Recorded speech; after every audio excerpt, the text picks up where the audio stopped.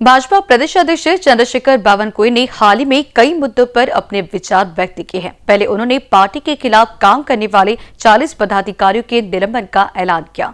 बावनकुळे ने कहा कि जिन्होंने महायुति के उम्मीदवारों के खिलाफ नामांकन दाखिल किया और पार्टी की शिस्त तोड़ी, उन्हें 6 साल के लिए निलंबित किया गया है। इसके साथ ही प्रचार के दौरान अगर कोई पदाधिकारी पार्टी विरोधी गतिविधियों में शामिल होता है तो उस पर भी कार्रवाई की जाएगी। तिकीट मिळालं नाही किंवा आपल्या मनाप्रमाणे झालं नाही म्हणून बंडखोरी करतं किंवा शिस्तीचं पालन करत नाही, त्यांना पक्षात राहण्याचा कुठलाही अधिकार नाही।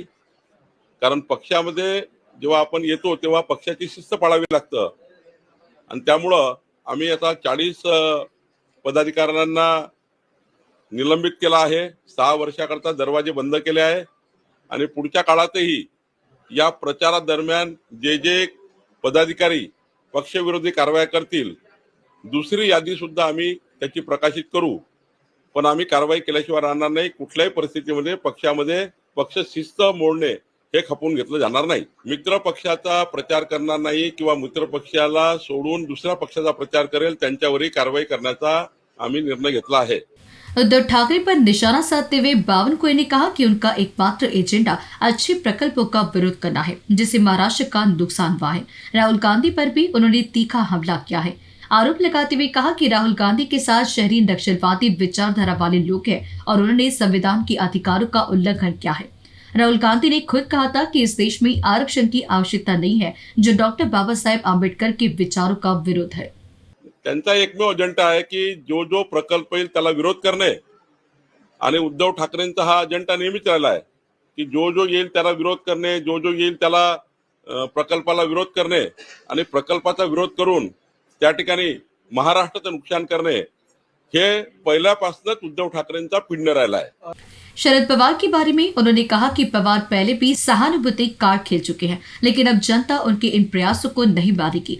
नए आश्वासनों के बारे में बावनकुळे ने बताया कि मुख्यमंत्री ने लाड़की बहन योजना के तहत राशि बढ़ाकर 25,000 रुपए सालाना कर दी है और दिव्यांगों को 2100 रुपए प्रतिमाह देने की घोषणा की है। नाही, बरोबर आहे। 165च्या वर असे शहरी नक्षलवादी विचारांच्या पद्धतीने म्हणजे जनतेच्या मनामध्ये देशाबद्दल समाजाबद्दल द्वेष निर्माण करणे आणि समाजाचं वातावरण गढूळ करणे, समाजाला त्या ठिकाणी बिघडवण्याचं काम करणे, असा शहरी नक्षलवाद मोठ्या प्रमाणावर तयार करण्यात आला। 160च्या वर अनेक संघटना या ठिकाणी कामाला लागल्या आणि आताही राहुल गांधी जे येत आहे ते बंद दार आड चर्चा का करतायत, त्यांना मीडिया का नको आहे। एकीकडे संविधान बचावाच्या गोष्टी करायच्या आणि संविधानाने मीडियाला दिलेल्या स्वातंत्र्यावर गळा घोटायचा, हे जे काँग्रेसचं या ठिकाणी संविधान विरोधी काम चालू आहे, यावर त्या ठिकाणी खरं मीडियाने विचार केला पाहिजे, देशाने विचार केला पाहिजे की नेमकं बंद आड चर्चा करून राहुल गांधीला त्या ठिकाणी सामाजिक वातावरण बिघडवायचं आहे, पुन्हा एकदा खोटारडेपणा करायचा आहे, पुन्हा जनतेच्या मनात त्या ठिकाणी संभ्रम निर्माण करायचे आहेत आणि जनतेला संविधानाबद्दलच्या मूलभूत ज्या बाबी आहे त्यातून दूर नेण्याचं काम राहुल गांधी करतायत। आणि खरं तर राहुल गांधी नाही करायचा अधिकार नाही, कारण राहुल गांधी स्वतःच बोलले की या देशामध्ये आता आरक्षणाची गरज नाही। म्हणजे महामानव डॉक्टर बाबासाहेब आंबेडकरांनी दिलेलं संविधान हे 80 वेळा तोडण्याचं काम काँग्रेस पार्टीने केलं। महामानव डॉक्टर बाबासाहेब आंबेडकरांना 2दा लोकसभेत पराभूत काँग्रेस पार्टीने केलं। डॉक्टर बाबासाहेब आंबेडकरांच्या विचारावर कधी काँग्रेस पार्टी चालली नाही।